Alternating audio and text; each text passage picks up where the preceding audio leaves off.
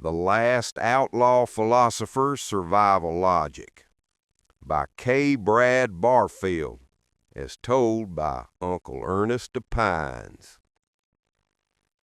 Now, I ain't saying the world ended with a bang or a trumpet blast. No, sir. It went out more like a fluorescent light, buzzin', flickerin', and then one last hum before the dark. And standing in the middle of that hum was one man left leaning against a broken-down Coke machine at a truck stop somewhere between Heaven and Shreveport. They called him the Last Outlaw Philosopher. And his survival plan wasn't no prepper's fantasy. It was simple. Find green grass, maybe some ice cream, and for the love of God, stop listening to people talk. The logic of withdrawal. Escapin the yakety yak.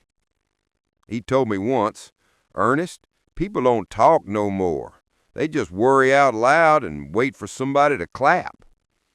And I reckon he's right. The man said conversation's gone from a dialogue to a form of public whining. Folks don't share ideas, they just leak emotions. His solution? Get a job. Sweat a little.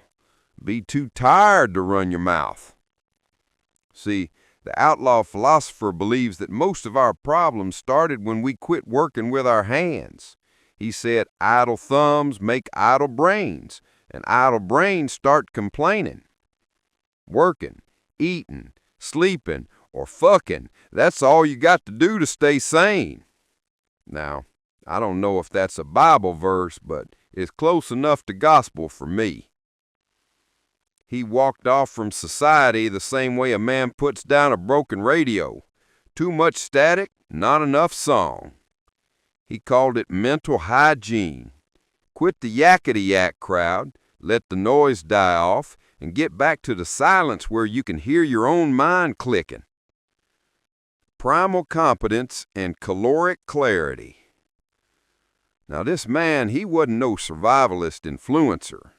He didn't have 50 knives in a YouTube channel, but he had what my granddaddy used to call country sense. Said he could plow a field all day long and catch catfish from dusk till dawn, and he's probably right. He figured 80% of surviving after the lights go out comes from knowing how to sweat without complaining. He didn't waste time worrying about whether to eat one kind of green grass or another. He just said, "I'd rather have ice cream." Why? 'Cause it's got calories, sugar, fat, and protein. Survival, he said, ain't about romance, it's math. Eat what makes sense while it's still cold. He had a funny sort of brain, too. Half preacher, half anthropologist. Started talking about folks drinking reindeer pee after eating mushrooms in Siberia, trying to get visions of the divine. He didn't even judge them for it.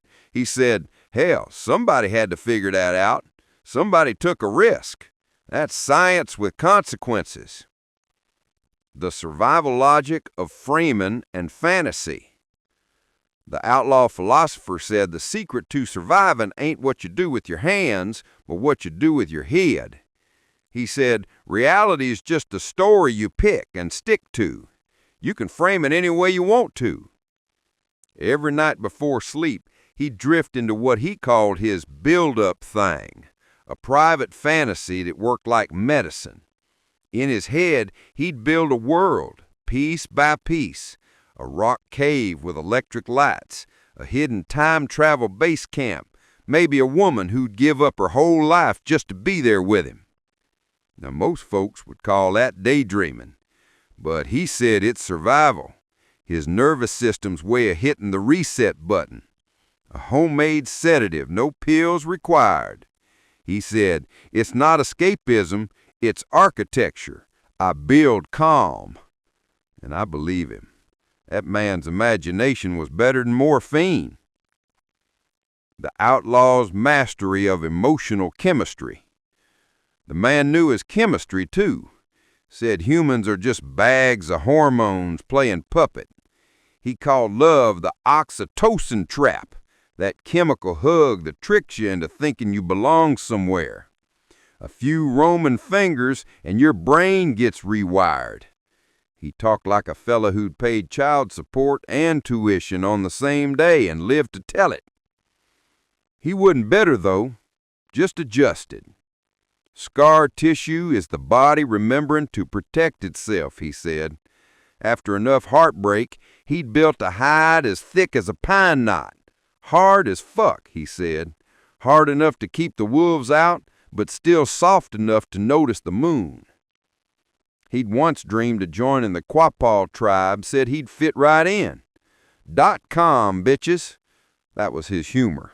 Ancient wisdom with a Bluetooth signal. Now here's the twist. The outlaw philosopher made his living in sales for 30 years. Not selling stuff, but selling logic. He said the real business ain't products, it's certainty. You don't sell a widget, you sell peace of mind. He said, I lead people in the direction they already want to go. I just clear the fog so they can see it. That's survival too. Emotional judo. You learn to steer people's stories instead of fighting them. Because in the end, human beings don't buy things, they buy reasons to believe they're right. The Buffalo Man.